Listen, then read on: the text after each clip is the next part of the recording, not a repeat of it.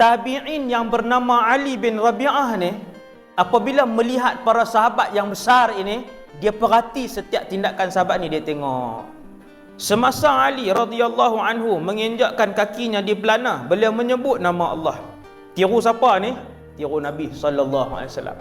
Sesudah berada di atas tunggangannya, duduk di atas, beliau membaca hamdalah. Macam mana membaca hamdalah? Alhamdulillah. Hak ni pun nikmat yang cukup besar apabila dia rajin berterima kasih kepada Allah Subhanahu Wa Taala. Ada sesuatu juga hanya akan boleh dirasai oleh orang yang mengamalkan benda tu saja.